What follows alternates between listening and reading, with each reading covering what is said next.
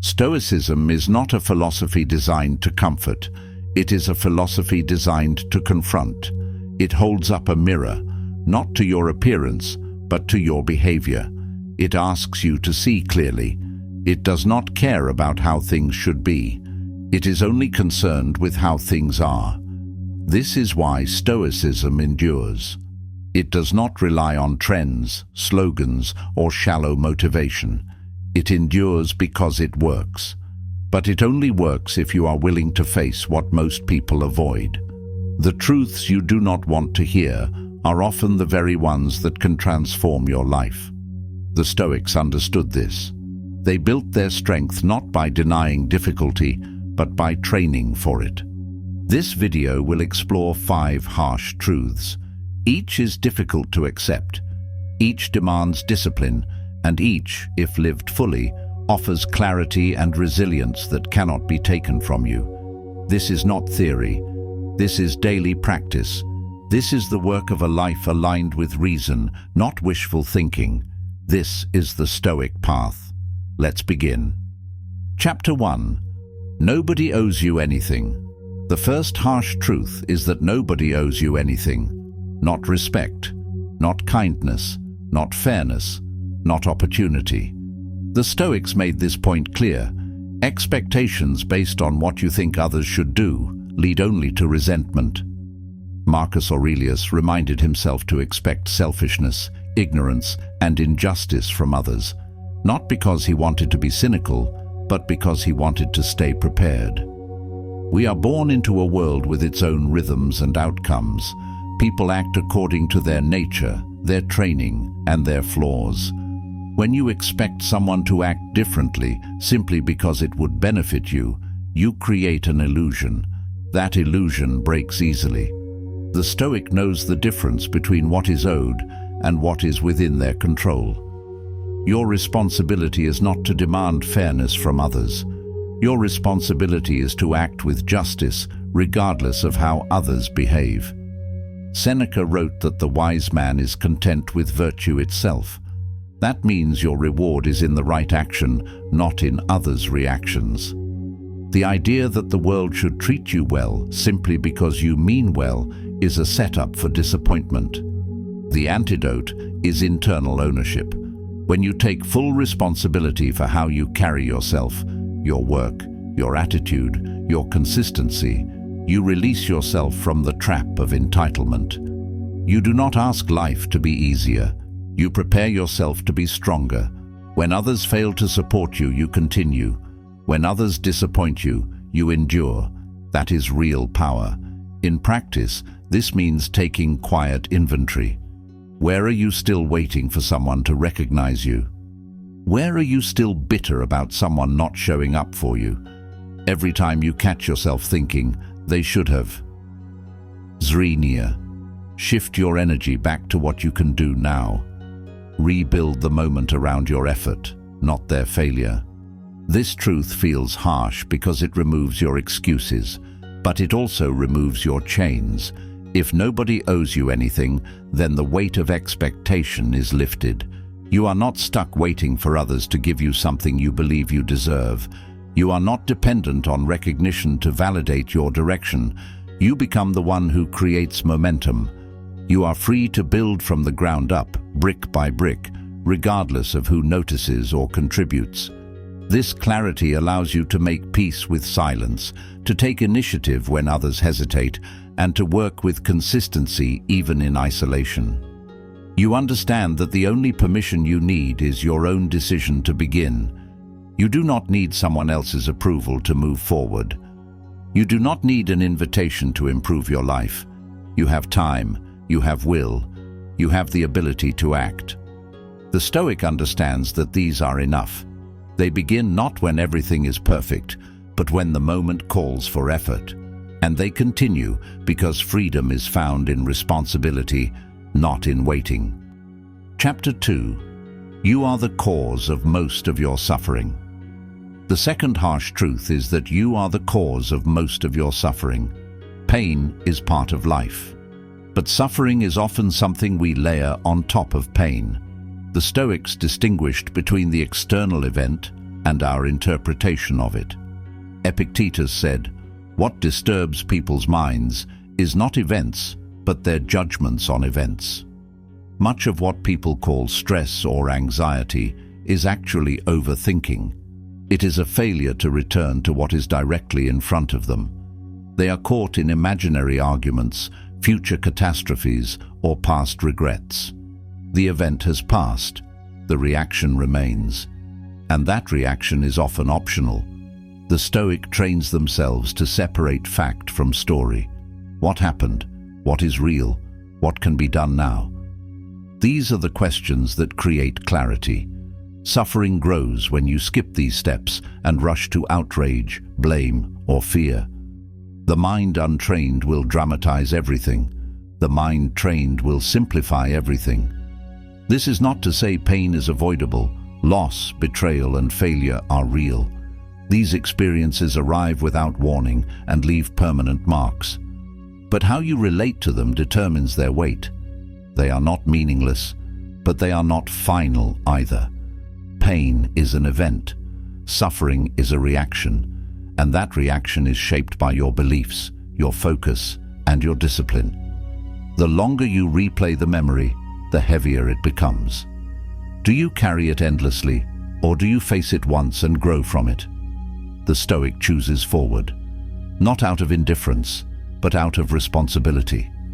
Forward is where life continues. Forward is where healing happens. To remain behind is to live in the shadow of what can no longer be changed. The daily practice here is observation, not once in a while, but every day. Watch your thoughts like a gatekeeper. Monitor what enters and what repeats. Do not let any story take hold without inspection. When you feel disturbed, pause. Do not speak. Do not react. Ask, is this useful? Is this under my control? Is this based on fact? These questions restore power. They strip the moment of confusion and bring the mind back to reality. This discipline creates emotional stability. It does not remove emotion. It organizes it. It places feeling in a frame that can be worked with, not drowned in. You stop chasing peace and begin building it. The harsh truth is that many people choose to keep suffering. It becomes a habit. It becomes familiar. It becomes part of their identity. They replay every wrong, carry every insult, and reinforce their wounds through repetition. Over time, this suffering becomes a lens through which they see everything. New opportunities are filtered through old pain. Relationships are approached with fear and guardedness. Even moments of peace are seen as temporary illusions. The past clings to them, not just emotionally, but mentally, forming their worldview. But the Stoic releases what is no longer helpful. They observe the pain, they acknowledge the source, and then they begin the process of letting go. They do not keep reopening the wound. They clean it. They learn from it. They allow it to scar as a reminder, not a chain. That scar becomes a symbol of growth, not ruin. They understand that strength is not pretending nothing happened, but deciding not to live there anymore. This is a choice made daily, in thought and in action. The Stoic does not deny what happened. They do not erase the past. They accept that everything that occurred is part of their story, but they choose not to let it dictate the chapters yet to be written. They understand that carrying every hurt into the future is like dragging a heavy bag uphill. They refuse to let the past define their behavior today. This does not mean they forget. It means they do not grant the past power over the present. They take the time to acknowledge what they felt, what they feared, and what they lost, and then place it where it belongs, in memory, not in control. They build clarity through acceptance. Acceptance is not surrender. It is the willingness to see things exactly as they are. It requires courage to stop editing the past in your mind. The Stoic develops this clarity through practice. They study the emotion without being consumed by it. They ask where it arises from, whether it is rooted in truth or distortion, whether it still serves a purpose or only prolongs suffering. They understand that clarity requires distance, not immersion.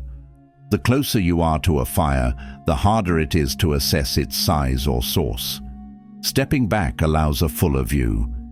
In this distance, feelings are seen as visitors, not rulers. Patterns emerge, lessons appear, and in that clarity, suffering loses its grip. The pain is still acknowledged, but it no longer dictates decisions.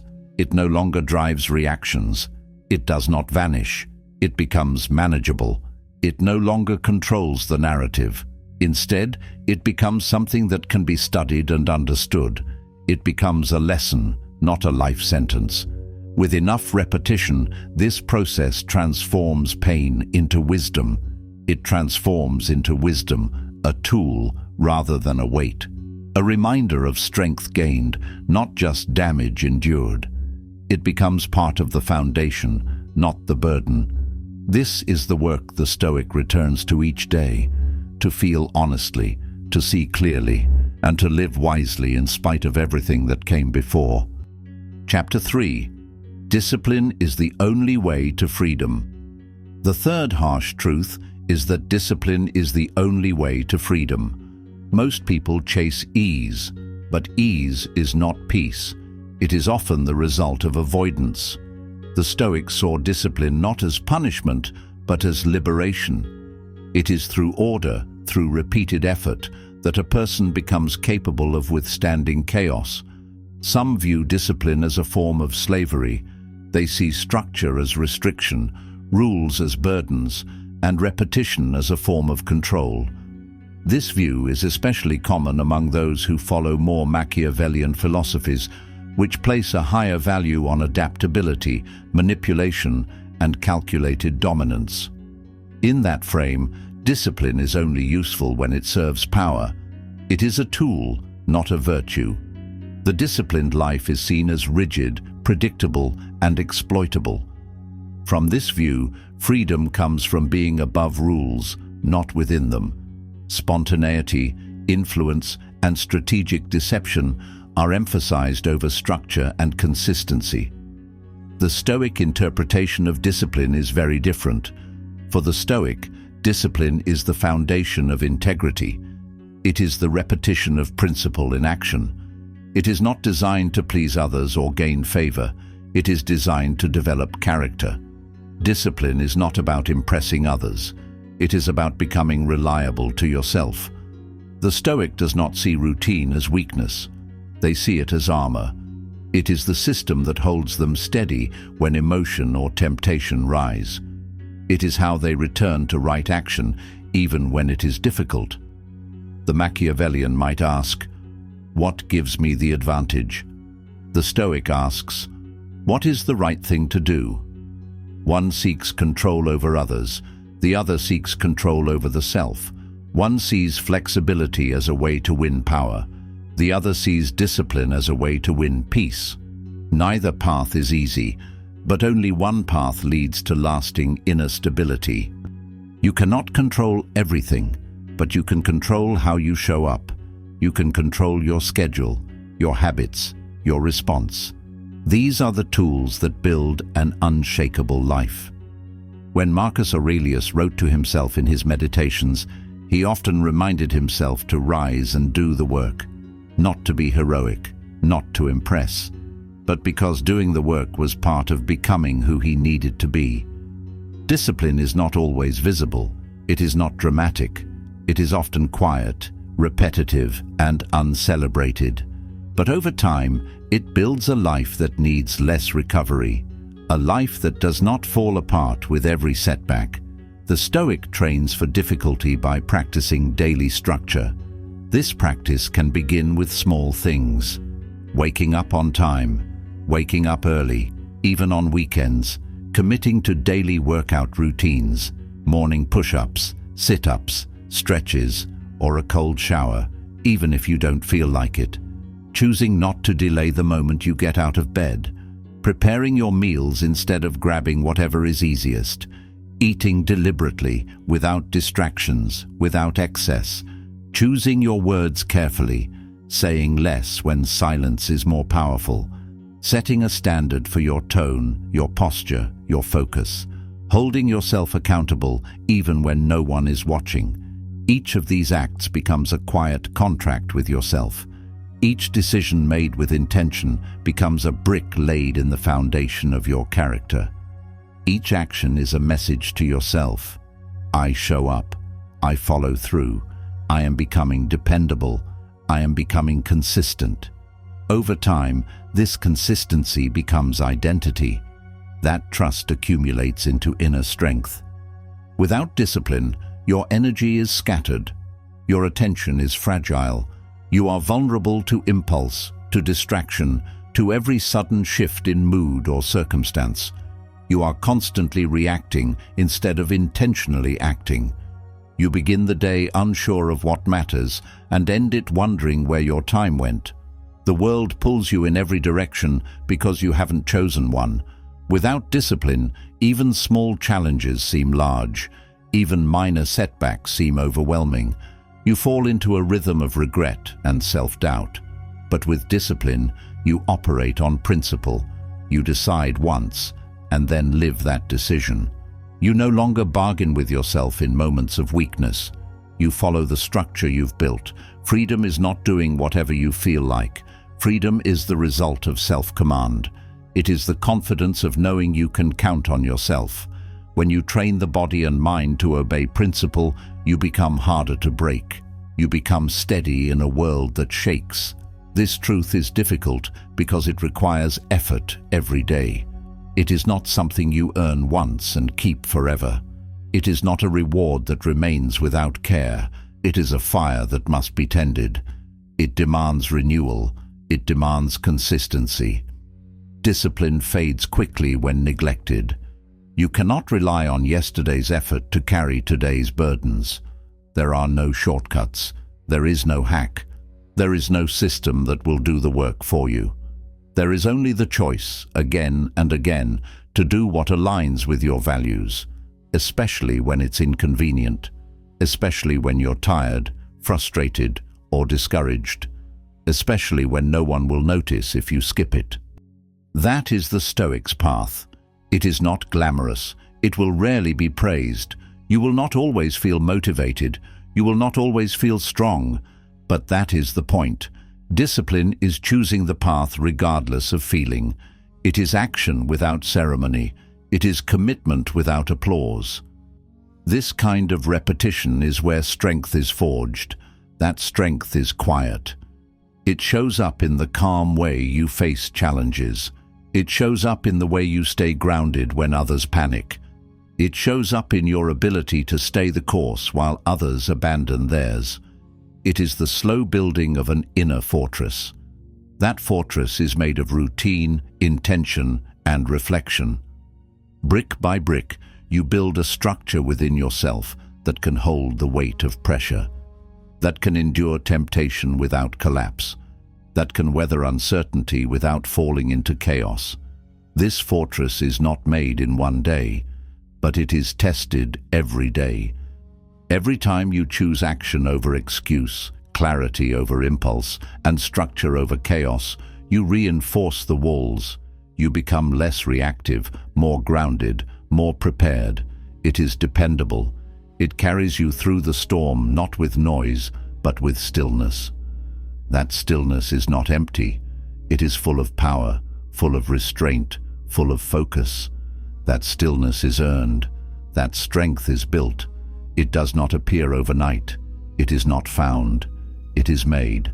And each day you return to your discipline, you reinforce it. Each time you follow through on your standard, you confirm who you are becoming. This is the work. This is the way. The one who chooses discipline builds a life that can hold steady through chaos. The one who lives this truth knows they will not be easily broken because they have chosen to be whole. Chapter 4. Most people won't understand your standards. The fourth harsh truth is that most people won't understand your standards. They will see your silence as cold. They will see your restraint as weakness. They will interpret your refusal to participate in gossip, impulsive reaction, or drama as arrogance. They will assume you think you're better. They will mistake your discipline for distance and your self-mastery for judgment.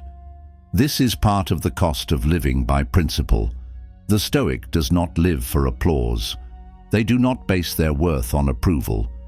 When Marcus Aurelius wrote that the best revenge is not to be like your enemy, he was affirming that the goal is not to win people over, but to remain aligned with your values. Your choices are not for show. They are for stability. They are for clarity. They are for the life you are trying to build, not the image you are trying to maintain. When you raise your standards, you will lose comfort. You will lose validation. You will lose the ease of belonging to the crowd. People may drift away. Invitations may stop coming. Conversations that once felt light may suddenly feel tense. You may be told you're too intense, too serious, too distant. But what you gain in return cannot be measured in the same currency. You gain self-respect, the knowledge that you are not living to impress, but to align. You gain time because you're no longer wasting it on shallow interactions, distractions, or habits that don't serve your growth. You gain trust in your own judgment because your decisions are no longer driven by outside noise, but by inner clarity. That trade is worth it, even if it is rarely celebrated, because the more you respect your time and energy, the more deliberate your life becomes. You no longer say yes out of obligation. You no longer chase approval as a sign of belonging. You stop diluting yourself to fit into environments that do not value focus or integrity. The Stoic is not concerned with popularity. They are concerned with precision, with effectiveness, with living a life that reflects who they are, not who others wish they were. They do not shrink to avoid discomfort. They sharpen. This kind of living can feel lonely, especially at first. When you're used to constant noise, silence feels like absence. When you're used to constant company, solitude feels like punishment. You begin to notice how much of your previous sense of connection was based on distraction, not depth. You start to see how much of your identity was shaped by what others needed from you, rather than who you actually are. But solitude does not mean emptiness. It means space to reflect, without interruption. Space to choose your next move, without outside pressure. Space to hear yourself think, without voices that distract or distort. At first, that space can feel unfamiliar. You might mistake it for loneliness. You might miss the validation, the messages, the noise that once filled every moment. But eventually you realize that silence is not your enemy. It is your mirror. It shows you what needs to be changed, what needs to be healed, and what must be left behind. Solitude becomes your teacher, not your punishment. It shows you how to self-regulate, how to self-direct, and how to self-respect.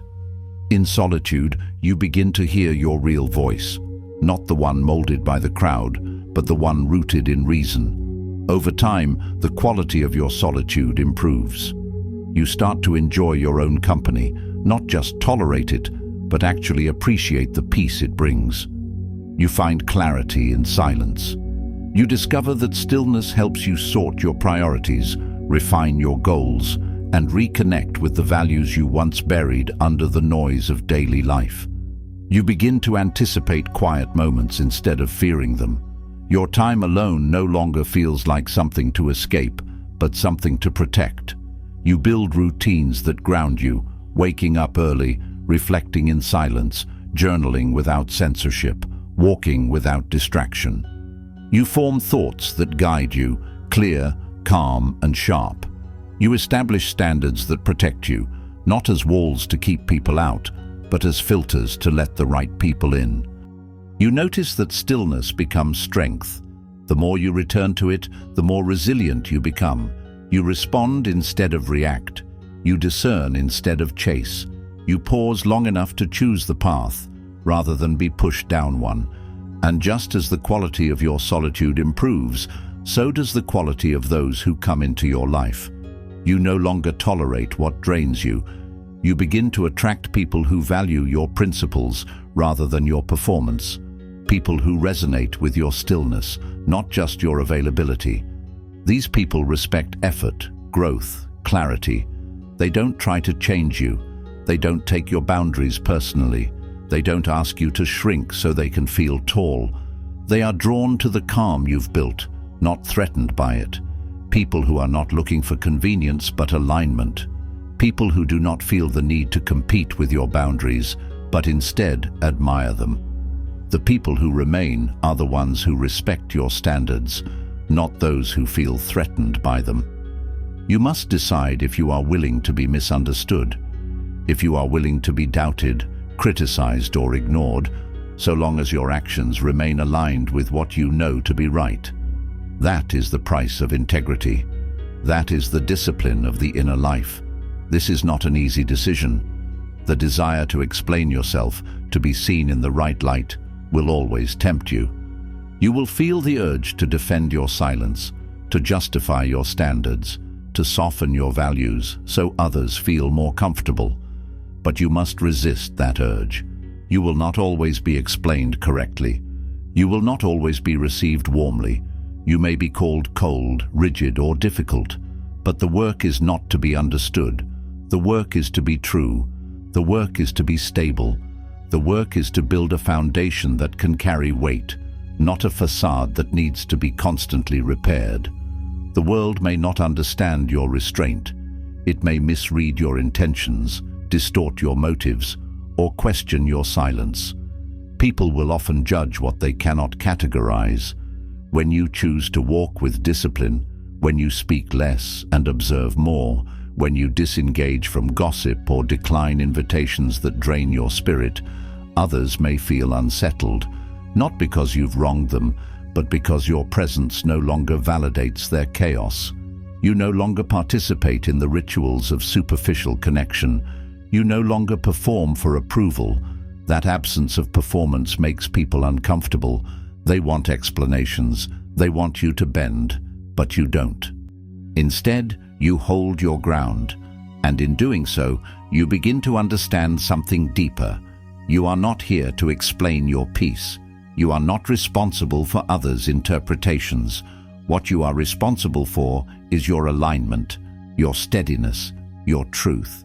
You begin to understand your strength, not in terms of dominance or volume, but in terms of endurance and presence.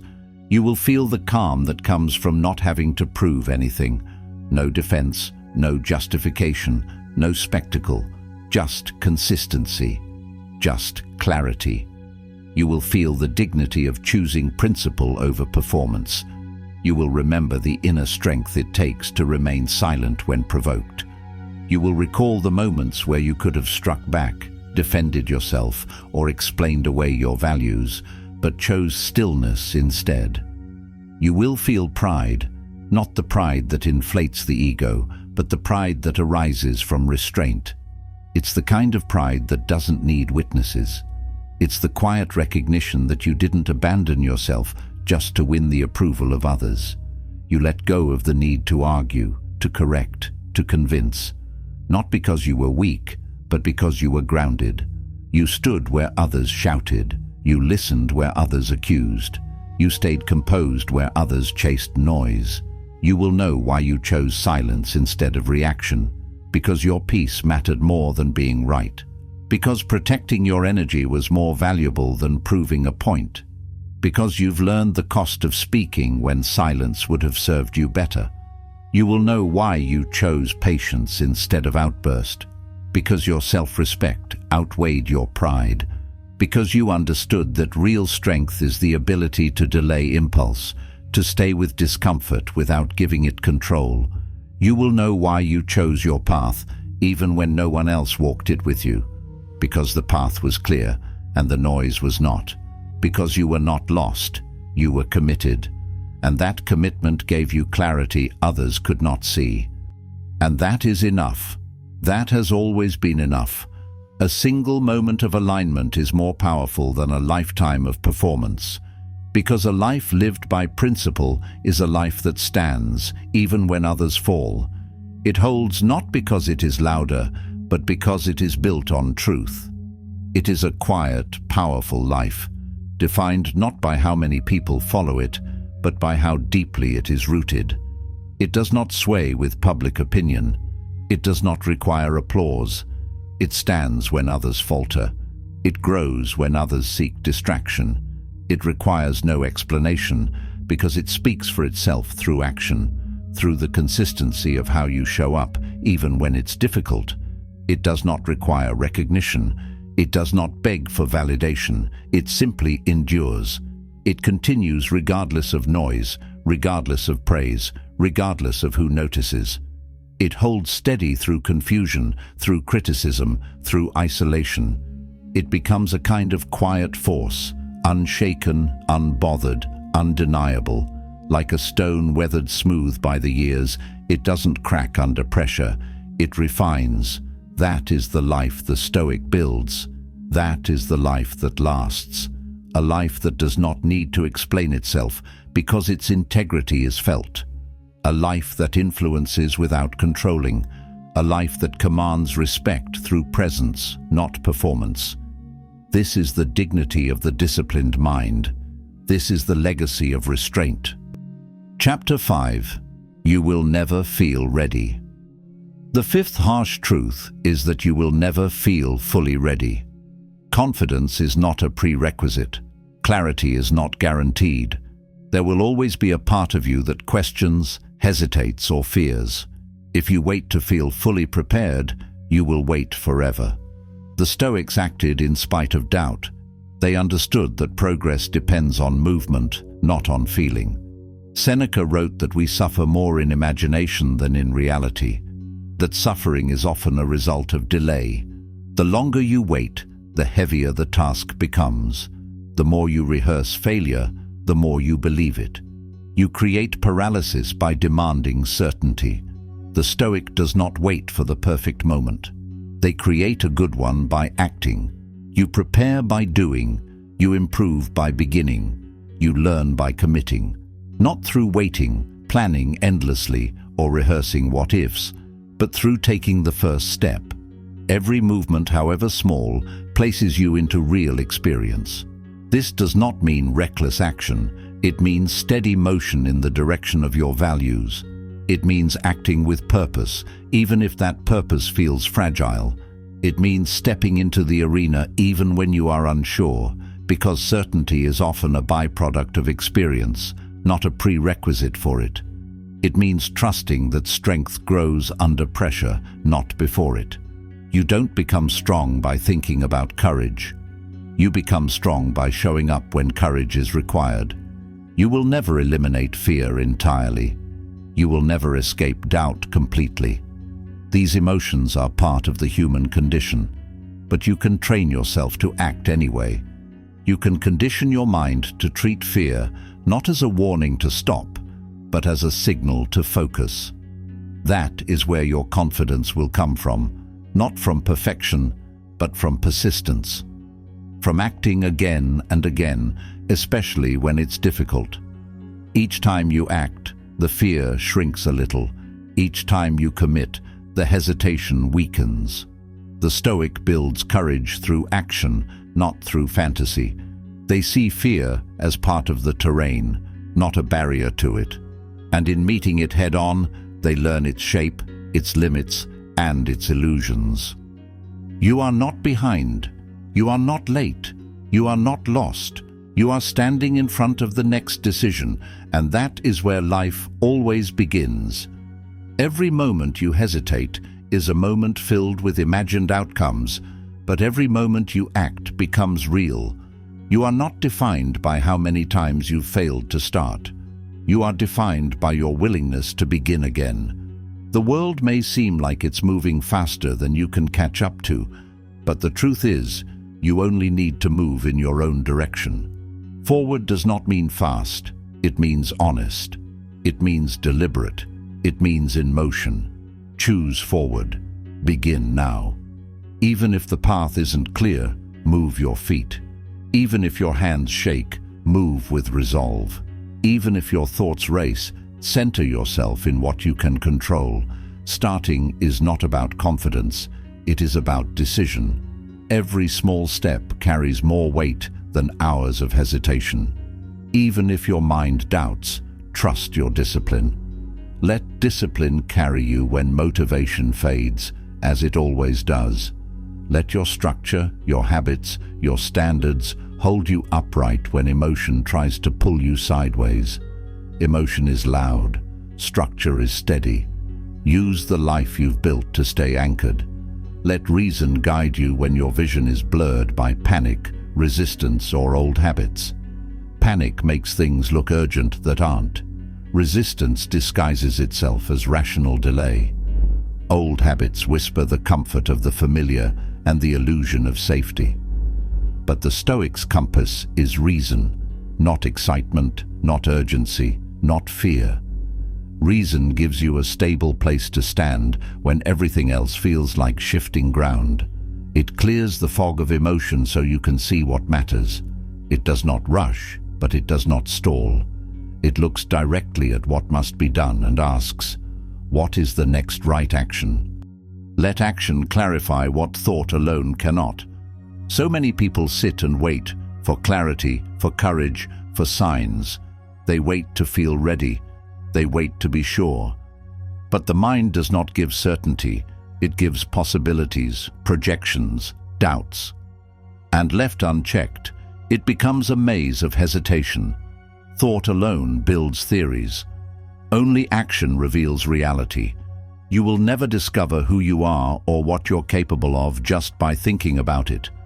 You discover it by stepping into discomfort, by engaging with the unknown, by taking a step forward, even when it feels awkward. So many people wait for the right insight, the right timing, the right emotional state.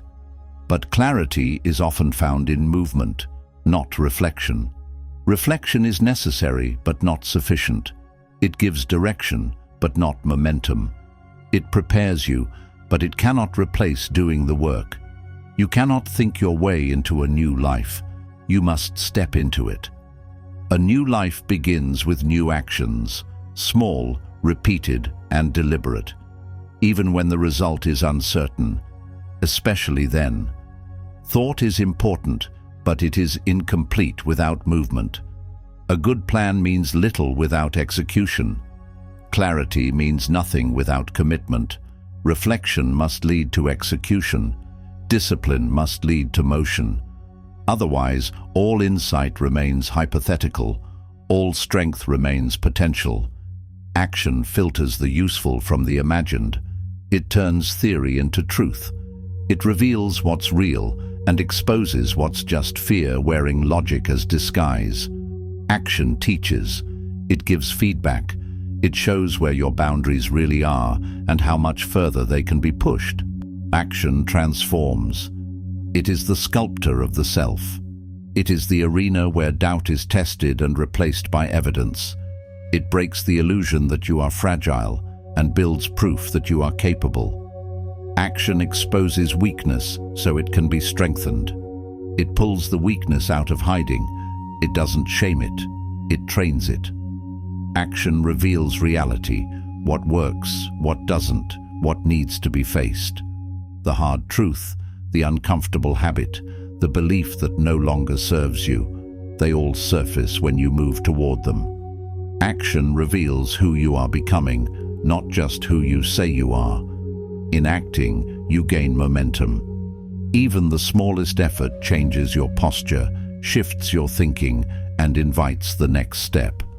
In momentum, you build rhythm. And in rhythm, you discover strength, not just physical or mental endurance, but moral consistency. You discover the kind of strength that does not depend on feeling good, but on choosing what's good. You don't become better by waiting. You become better by returning, by showing up, by repeating what aligns. Progress is not always obvious, but consistency compounds quietly. This is the final harsh truth. You will never feel ready, but you must begin anyway. Readiness is a myth. It's a disguise fear wears to delay growth. The mind will always find another reason to pause, a reason to wait, a reason to hold back. But growth does not wait for your permission. It waits for your participation. It waits for your effort, your action, your presence. The time you think you need is often just fear in disguise. The illusion that one more book, one more video, one more conversation will finally make you ready. But what makes you ready is beginning. What makes you steady is showing up, especially when it's hard. Perfectionism is often procrastination hiding behind polish. It sounds noble. I just want to do it right. But it's often fear of doing it at all. The future you imagine will only take shape through steps made now. It won't arrive by itself. No book, no idea, no vision can replace that first step. The version of yourself you are waiting to become already exists on the other side of commitment, on the other side of discomfort, on the other side of consistency. That version of you does not wait. It acts. That is the way forward. That is the Stoic path. Not perfect, not painless, but chosen. And through that choice, refined. Through that choice, made strong. Through that choice, lived with meaning. Through that choice, sustained through discipline. And through that discipline, you build a life that endures, stable, honest, and fully your own. A life that does not flinch in uncertainty. A life that walks calmly through fear. A life you respect because you built it one decision at a time.